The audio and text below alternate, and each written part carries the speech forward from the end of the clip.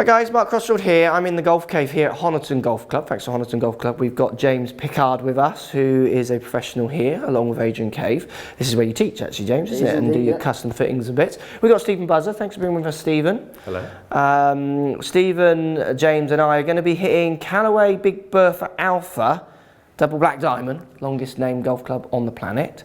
And we're going to test the gravity core. We're going to gravity core ourselves. So the gravity core, I mean, it's a really clever innovation. No other club that I know of moves the CG the way this club does. So we can go upwards or downwards. So we're going kind of on this one. Often they'll move backwards and forwards and side to sides a little bit. But gravity core goes up and down. So we're going to hit a series of shots with the gravity core low, which in theory should create less spin. And then we're going to hit a series of shots with the gravity core moved into its higher position, so the weight's at the top, which in theory should add a little bit more spin. But let's test that. A few different swingers, hitting a few different distances. A few different swingers. A few different swingers. Let's get stuck in.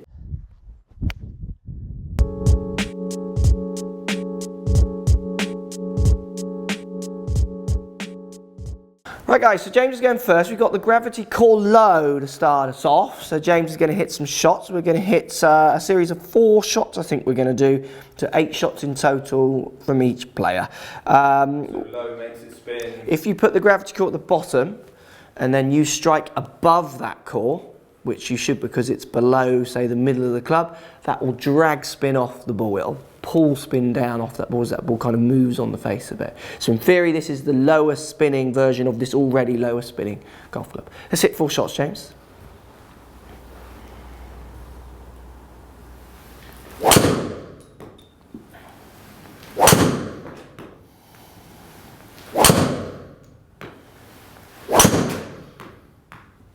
Right, so Stephen, you're going to have a go. Gravity core. You're quite excited about hitting this club, actually, aren't you? Because you think this might be the one for you. Yeah, well, I'm using SLDR. Yeah. But I like the idea of the smaller head, lower spin. Yeah, yeah. That's a 460 head. I don't want to spin it anymore. Yeah, that's a 460 head. Is it? Yes, but it's 460, as people know. This is a. Let's call this a 460 head. How big does the head look if you look down at a head that shape, or if they make it that shape?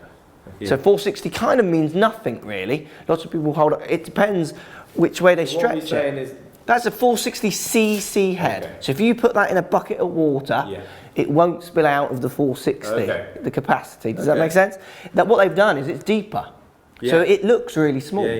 But it's a 460 head. I'm 99.9% sure it is. It's a great looking head. Yeah, it is a good looking head. It looks a bit of a brutal machine though, doesn't it? I mean, it does look... Oh, it looks like a dog. Come on then, Steve. 4 shots. See what Buzzworld brings to it.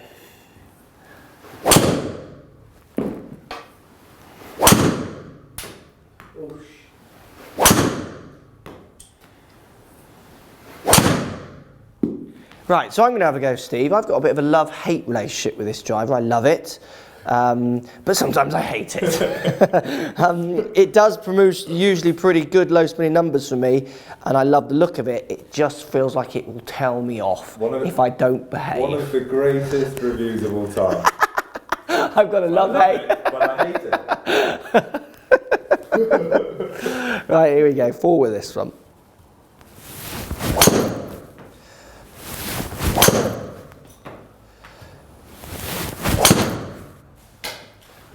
That's a straight one, isn't it? Right, so we flipped the gravity core around. It's now in its higher positioning, which in theory should add a bit more spin. So it's going to be harder for you to hit above that CG in effect. You can still do it, but in theory, it's going. If you centered struck it, it might drag a few more revs off it than if you centered struck it with that gravity core at the bottom. Let's hit 4 more and see if the numbers do change at all.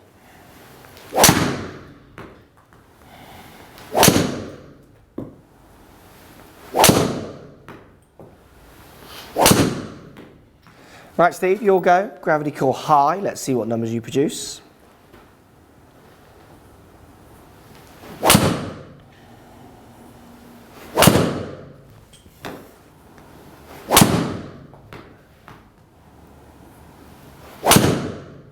So I'm now going to have a go, Gravity Core High. Let's see what numbers. I almost feel like this will give me better numbers because sometimes it's a little too low spinning for me, this club. So in theory, this is going to help me. Let's see.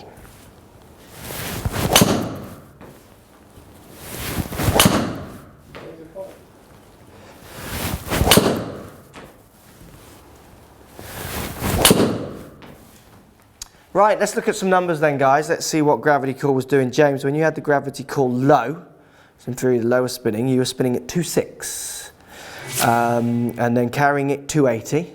Okay, when you move the Gravity Core up, you were then spinning at 2.4, so you actually spun less with it up than you did with it low. Now the reason being is you had a couple of strikes when that Gravity Core was moved up right off the top of the face. You got a couple of them where if we bring one up here, your 1.9 for instance, you got it very much high up the face. Yeah. So if you move that Gravity Core up, but then you go move your strike higher, it's not doing anything. It's because the strike is always correct, exactly. So the Gravity Core is going to help you subject to strike, but on James's test, and it's only 4 shots, you would do more if James really wanted to find out and try and find more kind of equivalent strikes almost to see what happens. But for you, your strike abilities on that test were saying really doesn't matter where you have it. In fact, you were better off having it higher, in theory. Did you carry it any further when you had it higher? You actually carried it a little bit less, 271, but again, I just don't think those strikes were as good. No. Steve, really interesting for you. You were 295 average carry, long dog. And you are excited by this club, aren't you? You were spinning at 1.9 average with the Gravity Core down, so in its low position. That's very low. For you, anything in the 1.9s, 2000 1.9s, I mean, I've not seen, that's very low, isn't it, for you? I'm going to do a magic trick, watch. Yeah. Yeah, it's gone into the bag. When we moved Gravity Core high for Steve, he went up and spun at 2.1. So it had the desired effect for you, moved it around. I would always, I'm not sure what Callaway's official line is. I would imagine 200 to 500 revs max is what I could imagine that would do. It would move it. It's an optimizing thing, isn't it? It's a tweak, isn't it? Absolutely. But I think it's something for you, and again, it shows you how important custom fitting is for the individual, is that I think you could really get benefits from that because you will see the benefits from 200 revs difference because even though your strike might not be as consistent as you would want it, it's consistent enough to not go and have to hit 2,000 shots. You know, you can do it on a decent kind of round of golf data capture. 10 shots, 8 drives, that kind of thing. Yeah, well, it's understanding you can see your it. Game, isn't it? Absolutely. And you go, well, I tend to have this issue. Well, I'll try have something that might help me. Absolutely, I agree. So for me, I was spinning 1.8 Gravity Core low, carrying 261. I'm not as long as these guys, but often I can run out.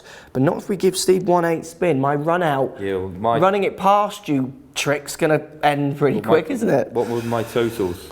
We don't get totals on this one, but your totals, because this is capturing only carry, as they were hit live, you could see the captures, they were getting over 300 yards, wouldn't they, comfortably on the rails? 325. Yeah, all right. Guy, he won't stop, will he? How far did I hit? He had to get that in there, didn't he? So I was spinning, what was I spinning? 1.8, carrying 261 Gravity Core low, and then when we put it high, I went to 2.3, carrying 2.53. So actually, it does for me there, and I would say my biggest strength of the driver is I do have a very consistent strike pattern with it.